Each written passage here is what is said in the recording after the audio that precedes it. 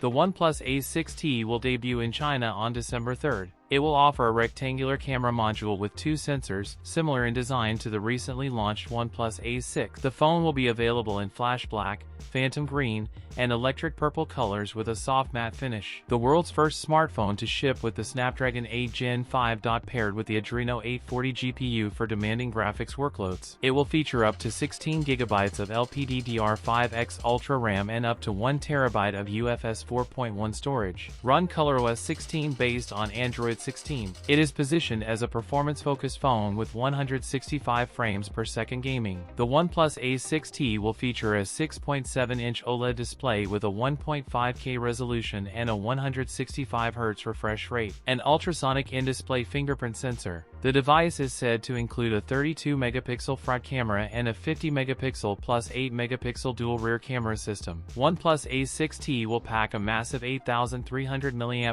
battery and offer 100W fast charging support. That's it for today's video. If you enjoyed it, don't forget to like, comment, and subscribe for more content. Thanks for watching, and I'll see you in the next one.